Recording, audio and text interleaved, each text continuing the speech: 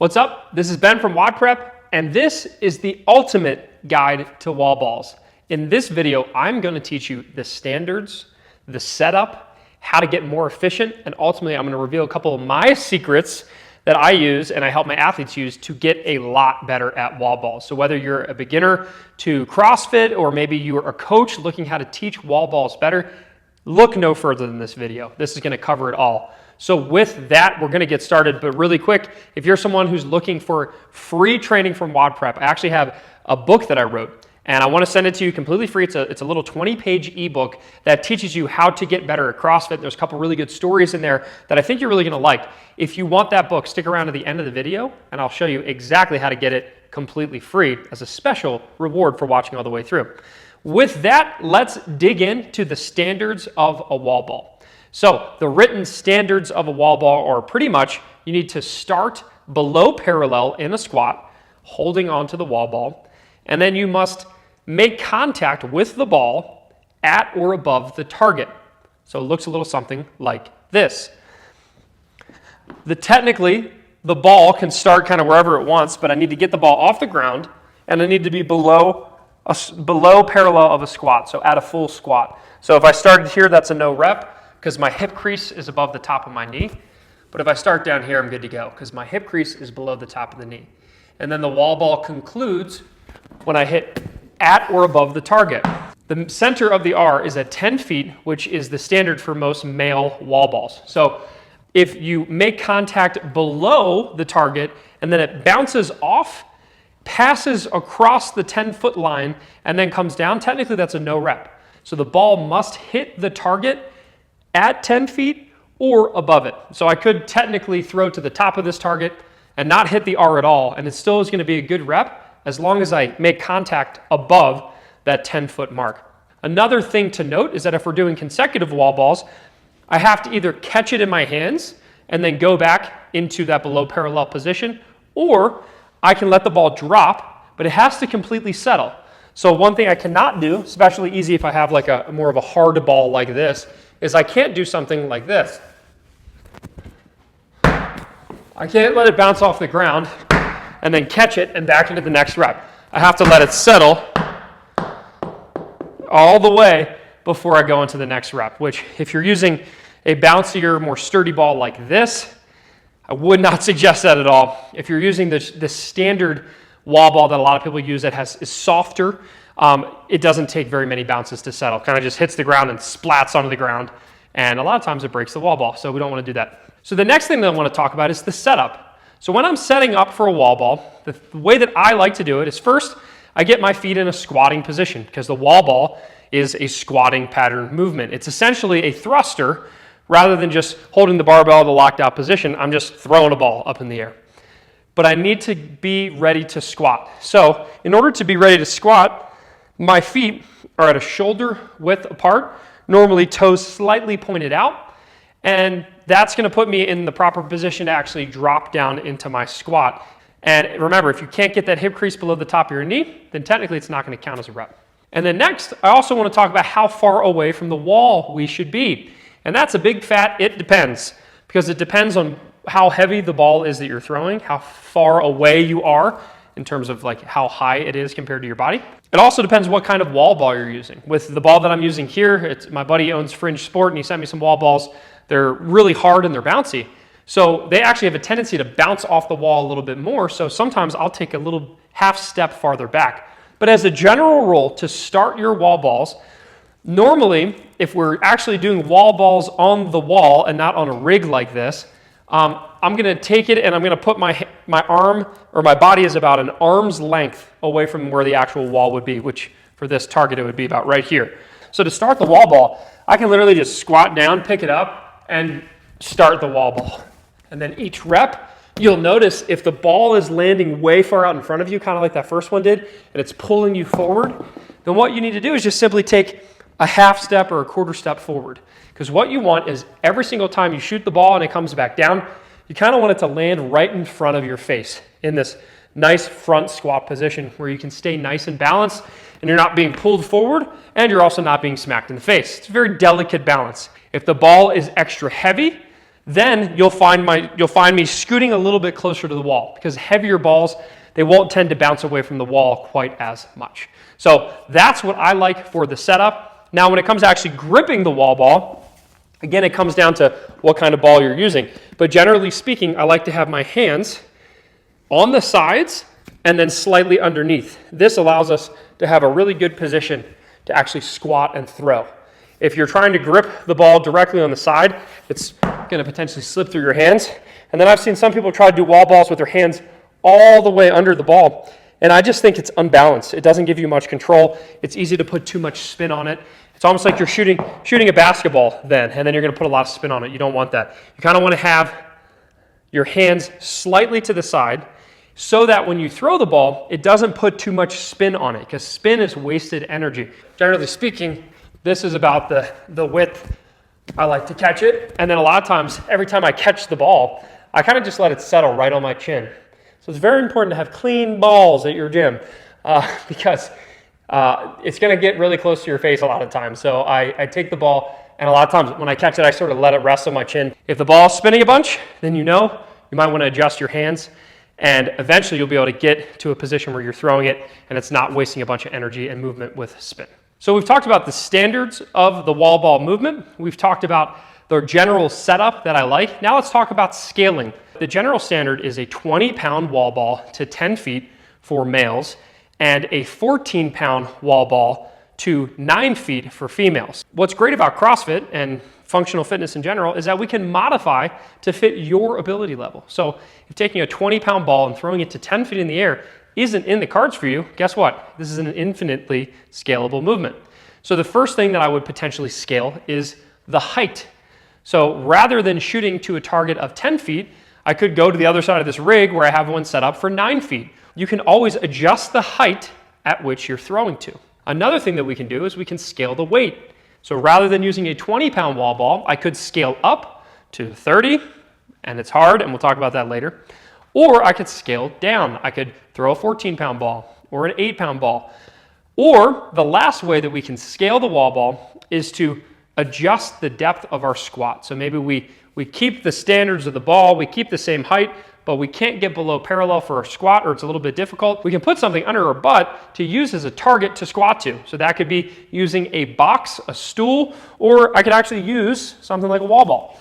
So maybe you're an athlete that every once in a while you get full depth, and it's hard for you to know without seeing how deep you are in your squat. All you need to do is take another wall ball. You can double check here. When I touch my butt to the wall ball, it's actually the perfect depth for my squat, so I'm below parallel here.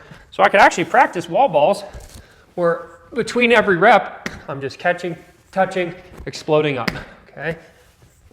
So every single rep, I'm letting my butt touch that target, and that's that tactile cue that's telling me that I'm getting deep enough. And let's say I'm having trouble getting to that full depth at this target.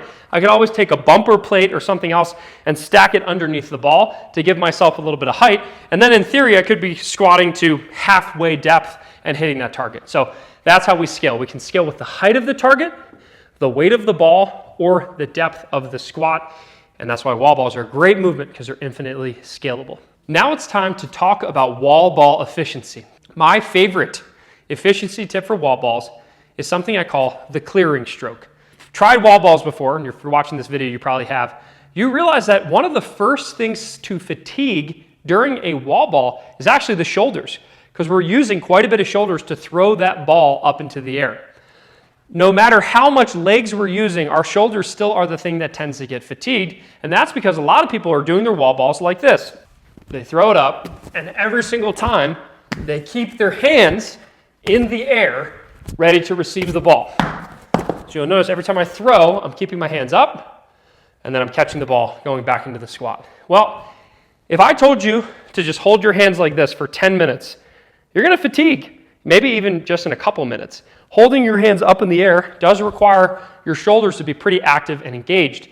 Doing that along with the squatting and the throwing, you're just asking for more fatigue. So what I like to teach my athletes, and what I've seen a lot of games athletes do, is something called the clearing stroke. So all that means is that when I throw the ball up in the air, I just relax my arms and let them settle back to the catching position. So here's what it looks like in practice. Throw the ball up, and I let my hands come back down to catch the ball right in front of me. So I throw, I let them come down. So I throw, let my hands come down. So if I'm doing it in a bigger set, it kind of looks like this. Sometimes I'll exaggerate and kind of really throw my hands out to the side because a lot of lactic acid builds up in your shoulders. Your shoulders start to burn. So when I throw, when I do this, it's kind of the same thing as doing this. I'm shaking out my shoulders in between each rep. Before your shoulders get really tired, practice that clearing stroke.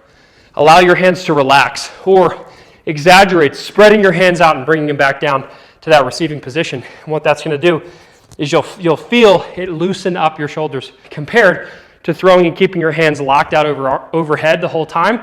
You're going to fatigue a lot less. So another tip to make your wall balls easier and more efficient is always try to throw on a wall rather than a target. I personally believe that throwing to a small target like this, where you don't have a wall as a depth perception helper, it's way more awkward, I think, to throw to a standalone target than it is to do on a wall. Normally the target on the wall is going to be a lot bigger, it's going to be easier to hit, and if you miss high, guess what? It's still coming back down and it's still a good rep. If I miss really high here, that ball's sailing and it's going to be a long time before I recover it. Another thing that I want you to think about from an efficiency standpoint is always choose a well-rounded ball. If you happen to try wall balls with a lopsided medicine ball, you are screwed.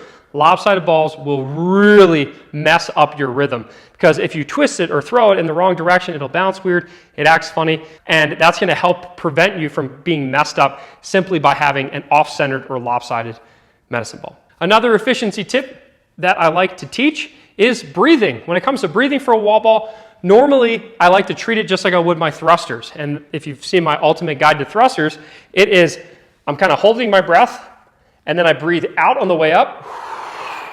And then as I get to full extension, I breathe in. So it's like this. Out, in. Out, in. And then the same thing happens for the wall ball. So pretty much I'm like this.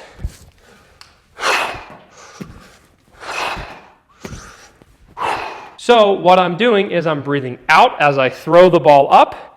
While the ball's in the air and I'm bringing my hands back down, that's when I try to breathe in. Obviously, in really high heart rate workouts, you might need to add in another full breath as you squat, but usually that cadence of making sure that I'm exhaling as I'm pressing and throwing, exhale as you throw, inhale when that ball's not in your hands and it's coming back down.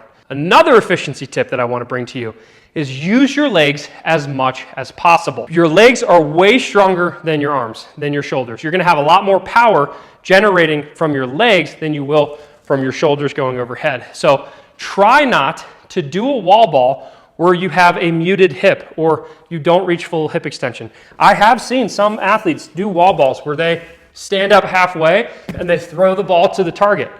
And I mean, just doing a few of those, it's so freaking hard to do that. A little tip that I tell people, especially in the beginning, to learn how to generate power from our legs and hips is to jump. I don't want you to jump really high, but I want you to think about I'm jumping the ball to the target.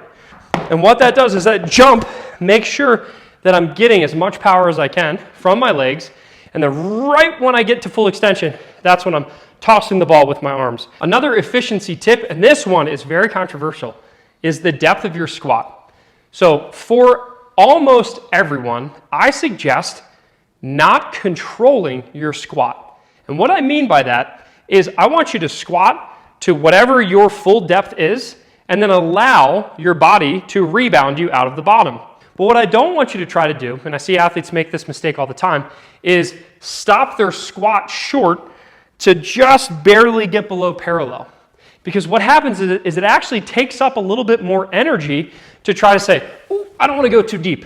Not only does it increase my risk of getting no reps for stopping too short, it also takes more energy. Get full depth and don't worry about going quote unquote too low. You can catch the ball, bounce out of the bottom. Okay, the last efficiency tip that I'll give you is one that I actually don't follow myself.